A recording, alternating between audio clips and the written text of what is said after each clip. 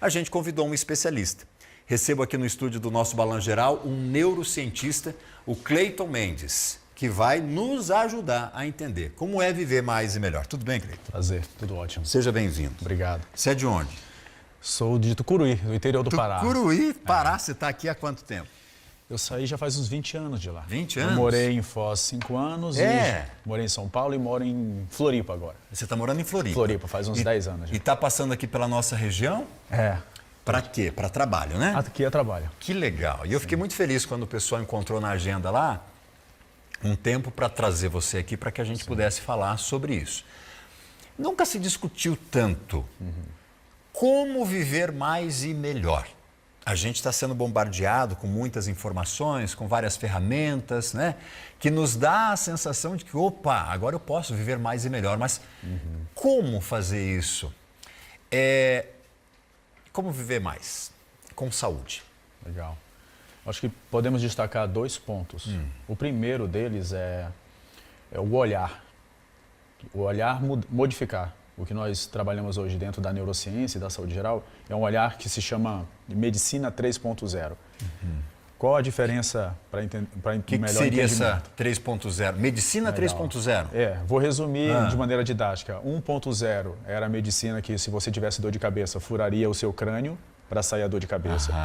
A 2.0, o marco foi o desenvolvimento de antibióticos. Então, ela é focada no tratamento, né, em essas vias. A 3.0 não foca no tratamento, foca na prevenção. Modifica completamente a forma de ver. Aí nós temos um desafio aqui, então esse é o primeiro tópico, um desafio aqui que é em relação à parte financeira. Porque uma coisa é o sistema funcionar para tratar, medicamento, entre outros, insulina gera muito dinheiro e medicamento gera muito dinheiro. Então, o olhar 2.0 movimenta o mercado. O olhar de te ajudar a mudar teu estilo de vida não gera tanto benefício assim financeiro. Claro. Então, nós temos um desafio aqui. Primeiro é o olhar de prevenção, mas tem maior dificuldade nesse olhar e na prática devido ao seu apelo financeiro, que é muito menor do que o olhar 2.0. Perfeito. Então, o primeiro ponto seria o olhar de prevenção de verdade. E o segundo ponto, até vou citar a fonte, um dos maiores especialistas em longevidade do mundo, se chama Peter Attia, da Johns Hopkins, é um neurocientista também, e ele trabalha 3 pontos centrais, que é o que eu vejo na prática também com base nas revisões atuais. Para se ter longevidade, saúde do cérebro, saúde física, porque no final do dia estamos falando da mesma coisa, saúde cérebro, saúde física, e o terceiro ponto, atrelado, saúde, né? Emocional. Sim.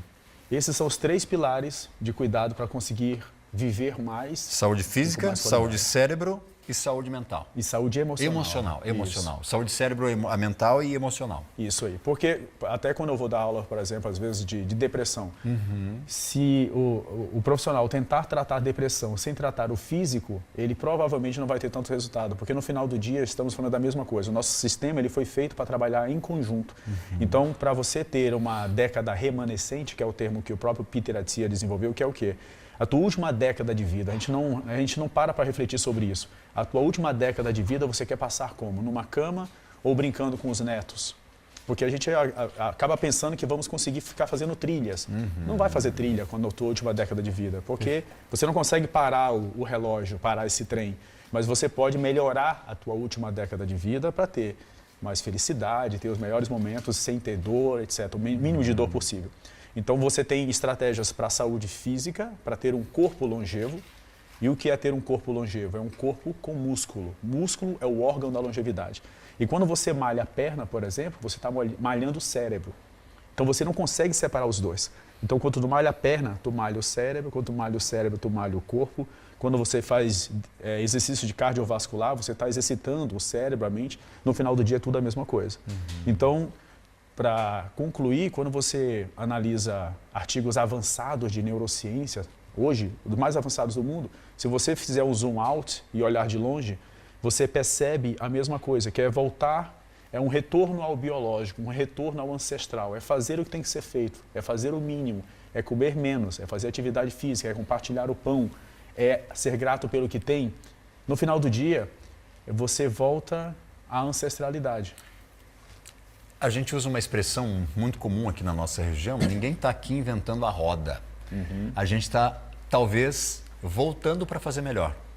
É como se nós fizéssemos uma viagem, né? Lá dos nossos primórdios, na nossa ancestralidade, com uma realidade, com os recursos disponíveis para aquele momento, com o entendimento daquele momento. Aí nós demos um salto de décadas ou de centenas, talvez, e aí a gente retorna em algum momento sendo puxados mesmo para essa realidade, que é muito intrínseca, nossa, biológica, como você mencionou, para trazer aquilo que você conheceu agora para a tua ancestralidade, né? E vivenciar isso de maneira mais consciente. Seria isso que você está dizendo? Isso mesmo. E não existem atalhos, por exemplo. Até me perguntam isso. Tu não acredita que vai ter uma molécula que faça tal coisa? Até uma crítica à própria ciência, sendo cientista, que eu estava até falando com o meu orientador esses dias. Se você perceber, os humanos sempre procuram atalhos para as coisas, mas eles não existem. Tu não vai conseguir atalho para dormir melhor. Você vai ter que sentar a bunda na cadeira e regular teu sono. E fazer tem que ser feito. Você não vai conseguir emagrecer com saúde tomando uma pílulazinha. É só você olhar para o óbvio. Olha para o óbvio de quem tenta isso. Então, parece que você não vai conseguir modificar 6 milhões de anos em 30 anos, em 100 anos da tua vida. O teu cérebro foi programado para aquilo. Então, quando você busca atalho, você não vai ter sucesso, provavelmente. E uma crítica à ciência que eu falo, sendo cientista, eu tento não fazer isso, que até eu modifiquei minha pesquisa também atual por causa disso, dessa clareza, eu desenvolver atalhos, eu não estou contribuindo, entendeu? Em vez de eu focar em ajudar o ser humano a fazer o que tem que ser feito, eu fico buscando criar atalhozinhos. Entende o que eu estou falando? Então, se eu procurar desenvolver uma pílulazinha para fazer você emagrecer, se levantar a bunda e fazer o que tem que ser feito, eu estou tentando criar atalhos. A gente externaliza a responsabilidade. Que está em nós. E eu, como cientista, estou tentando ajudar a achar atalhos para você, mas não tem. Eu acho que se a gente se esforçasse mais financeiramente, intelectualmente, como é que a gente pode fazer o ser humano fazer o que tem que ser feito? Porque o homem, por exemplo, fazendo não uma visão machista, uma visão óbvia. O homem foi feito para quê? Cara, olha para o teu corpo. Você foi feito para carregar peso, para lutar, para defender o que você precisa, para estar lá. Mas o adulto de hoje, uma boa parte, está fazendo coisas que não são de adultos. E aí você pega estudos de artigos científicos mostrando a grande queda dos hormônios masculinos. É claro, tu não faz coisas masculinas, como é que vai ter hormônio? Então, quando você se afasta, você vai enxergar o básico e o óbvio que a gente não consegue ver. Nós não estamos fazendo o que tem que ser feito. Então, um dos grandes princípios atuais é que grande parte dos transtornos mentais e físicos de hoje é porque existe uma má adaptação do meu corpo ao cotidiano. Mas você não acredita, que você mesmo mencionou, o sentimento talvez de culpa, né, que a ciência tem de estar cada vez mais impulsionando ou criando alternativas para dar essas respostas para nós, diante das nossas necessidades. Mas você não acredita, então, que justamente porque nós temos esse aparato da ciência que nos alimenta de alguma maneira, nós não estamos aqui falando de uma utopia, porque dificilmente a gente vai ver, por exemplo, o homem levando em consideração essa força, essa musculatura, essa necessidade de, a partir do seu corpo, das suas ações, da sua alimentação, impulsionar, por exemplo, a criação, não é a criação, mas me fugiu o termo agora, a produção desses hormônios naturalmente. Porque nós estamos muito mais acostumados em usar o sintético do que qualquer outra coisa. Você não acha utópico pensar que, de alguma maneira, a gente está caminhando para essa evolução, ainda que ela esteja conectada, né, ao nosso passado? No desenvolvimento dessas tecnologias, eu não tenho tanta expectativa positiva assim. Eu vejo só se você modificasse a tua biologia, que foi alterada por só o cérebro 6 milhões de anos. Então, se você conseguisse modificar a tua biologia, provavelmente isso poderia funcionar. Mas hoje, na nossa década, e quando você olha para a longevidade, aumentou-se, mas não especificamente por causa diretamente dessas coisas, mas principalmente por causa de saneamento básico, por exemplo. Então, saneamento básico impactando no nível de doença, que impactou num pouco mais de sobrevida. Então, no final do dia, tanta tecnologia, tu consegue pouca influência aqui no final do dia. O que tu vai conseguir mais influência vai ser corrigindo os pilares centrais de saúde.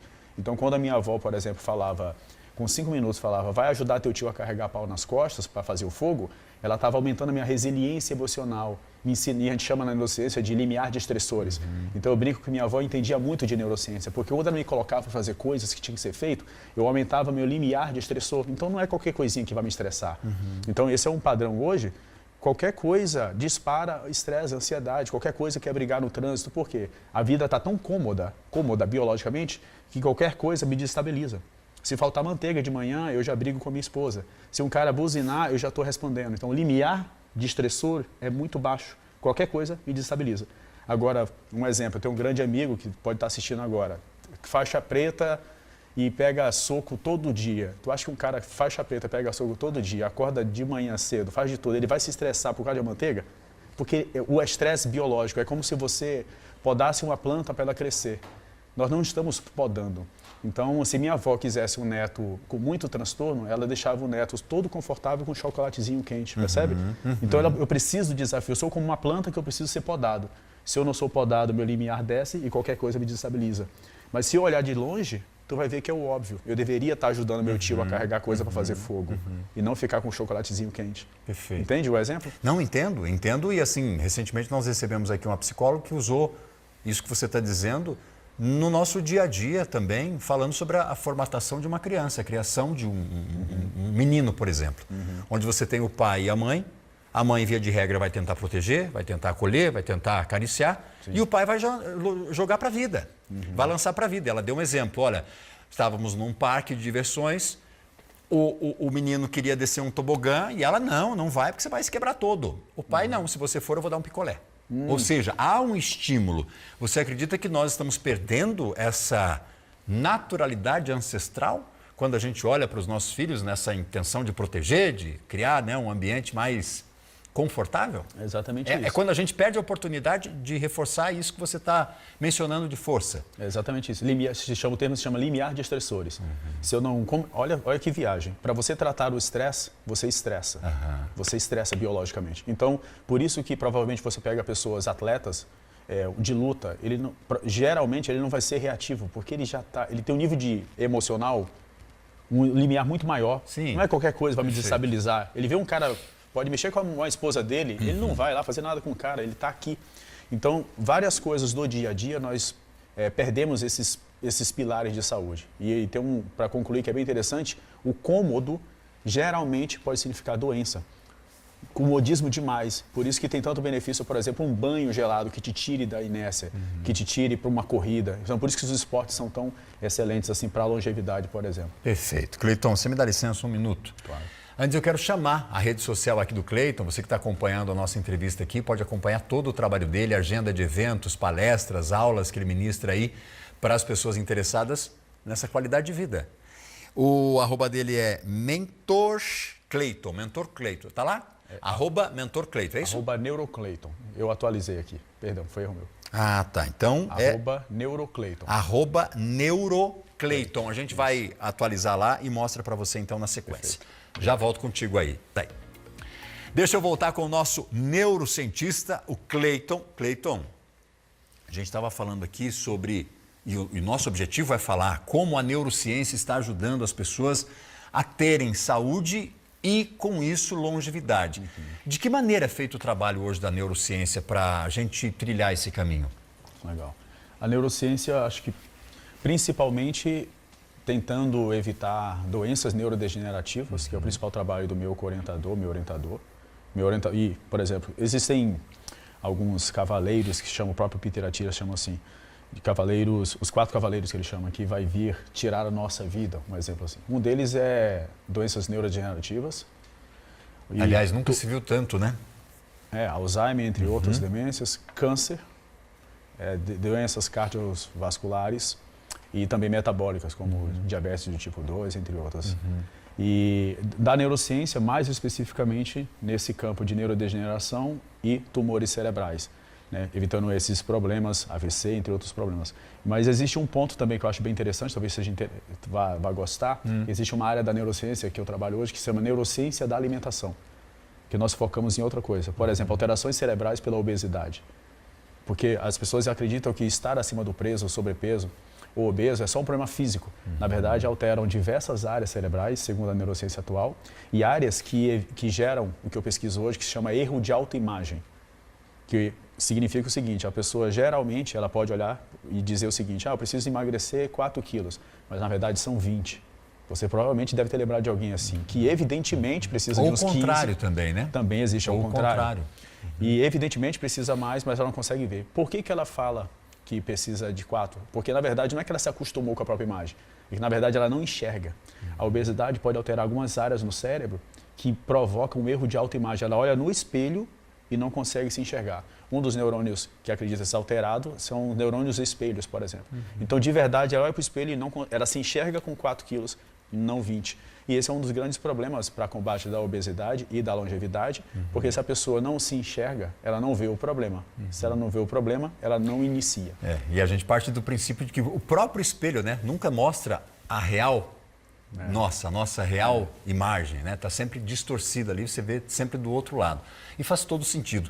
Cleiton, eu lamento a gente não ter tempo aqui para continuar essa conversa, porque teria muita coisa para a gente poder discutir, para falar, para trazer a consciência. E como você disse no começo do nosso papo aqui, mudar a rotina, mudar o nosso comportamento hoje pensando nessa última década de vida, né? Para que a gente viva ela com qualidade. Como que é teu trabalho rapidamente? Qual é a tua programação aqui em Cascavel? Eu estou apoiando algumas empresas aqui exatamente nesse aspecto de como gerar mais saúde mental, física e longevidade corporativa.